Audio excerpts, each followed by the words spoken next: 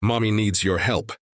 The CEO answered the little girl's call from the hospital, unaware that the phone rang just as Ethan Cole, CEO of one of New York's biggest tech companies, was stepping into a meeting with investors. His assistant looked alarmed. This number was marked unknown. Normally, Ethan would have ignored it, but something, an instinct, made him swipe accept. "Hello," he said, his tone sharp, businesslike. On the other end came a trembling, tiny voice. "Mister, Mommy needs your help, please. She's not waking up."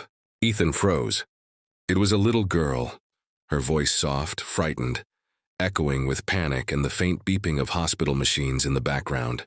"Sweetheart, who is this?" "I'm Lily," she said between sobs. "Mommy said if something bad happens, I should call this number." "You're the only one she trusts." Ethan's chest tightened. He didn't know any Lily. "Where's your mommy now?" "At the hospital. She can't open her eyes. The nurse said she was very tired. Please, mister, come fast. Mommy said you're her angel." Ethan stood silent, his heart pounding. The boardroom faded behind the glass. Without another thought, he grabbed his coat and told his assistant, "Cancel everything, now." When Ethan arrived at St. Grace Hospital, he was greeted by chaos, a nurse rushing down the corridor, a little girl clutching a stuffed bunny, her eyes wide and red from crying. "Lily," he asked softly. She looked up, startled. "You came."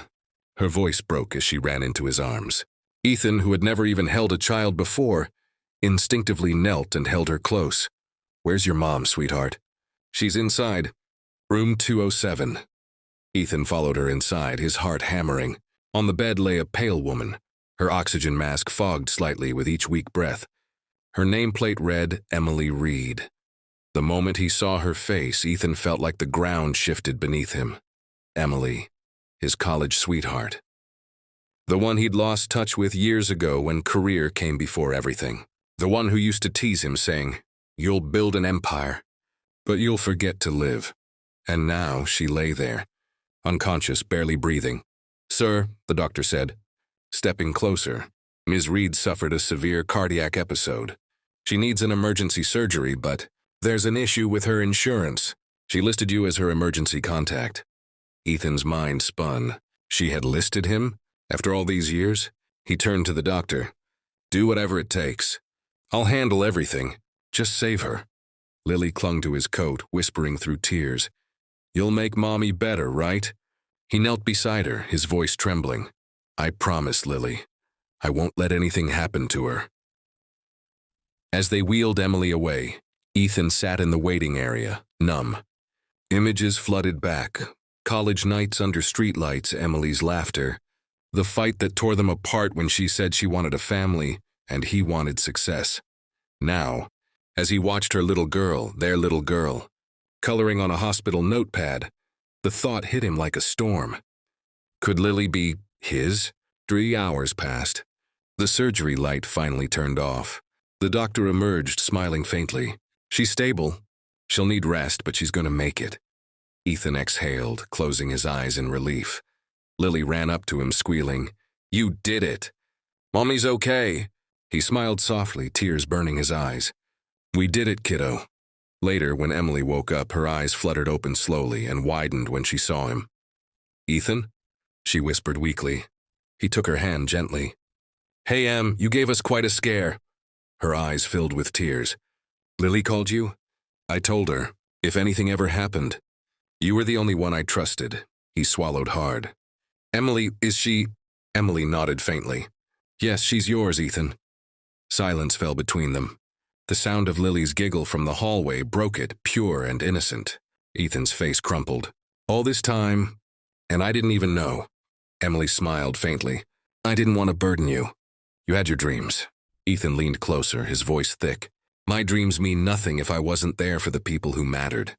A few weeks later, as the autumn leaves began to fall, Ethan walked hand in hand with Lily through Central Park, Emily beside them in a cozy scarf. Lily skipped ahead, turning back with her bright smile. "Mommy, look. We're a family now." Emily laughed softly, glancing up at Ethan. "She's not wrong." Ethan squeezed her hand. "No, she's exactly right." He looked at them, the two people he never knew he needed. and realized this was what he'd been chasing all along.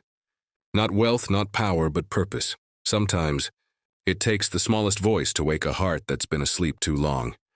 And for Ethan, it was a little girl's trembling plea, "Mommy needs your help." The next few weeks passed like a quiet miracle. For the first time in years, Ethan Cole's life slowed down.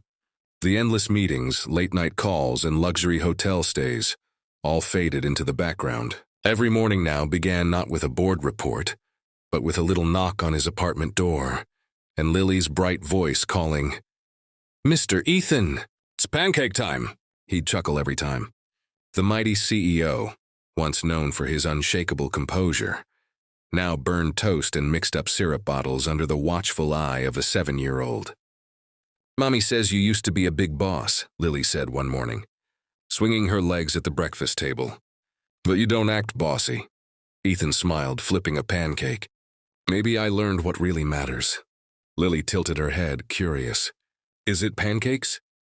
He laughed softly. "Close enough."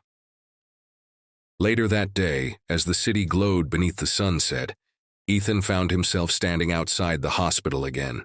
Emily had been recovering well, her strength slowly returning, her smile growing brighter. She was sitting near the window when he entered her room, a soft breeze moving her hair. "You shouldn't be here every evening," she said, though her eyes said otherwise. He smiled. "I told you, I'm not leaving until you fire me." She laughed quietly. "You were always impossible to argue with." "Still am," he replied, pulling a chair beside her bed. There was silence for a moment, the comfortable kind that only people who shared history could hold. Then Ethan took a deep breath. "Emily, I want to be part of her life. Not just as someone who visits. I want to be her dad, properly." Emily looked at him, eyes soft but uncertain. "Ethan, you don't owe us anything." He leaned forward, his voice trembling with truth. "It's not about owing. It's about belonging. You and Lily, you're my second chance. I don't want to lose it this time." Tears welled in her eyes. She turned toward the window, the city lights blurring behind the glass.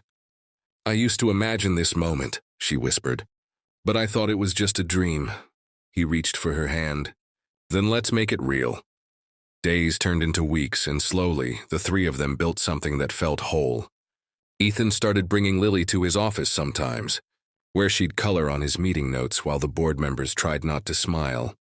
Once, his assistant leaned in and whispered, "Sir, your daughter just turned the annual report into a unicorn." Ethan grinned. "Best edit I've ever seen." Emily would tease him later. "So, Mr. CEO, how's your new partner in crime?" He'd reply with a mock sigh, "Smarter than half my team." But behind the jokes was something sacred, a quiet gratitude that fate had found its way back to him. One Sunday, the three of them visited the park, the same one where Ethan had once watched people with families and wondered what that kind of peace felt like. Now, he didn't have to wonder. Lily ran ahead chasing bubbles, her laughter echoing in the golden light. Emily sat beside him on a bench sipping coffee, her hand brushing his. "She's smiling again," Ethan said softly. Emily looked at him. "You're the reason she is." He turned to her, his voice low. "No, she's the reason I am." The silence that followed wasn't empty. It was full of everything they'd lost, everything they'd found again. As the sun dipped behind the skyline, Lily ran back and jumped into their arms, wrapping them both in a fierce hug.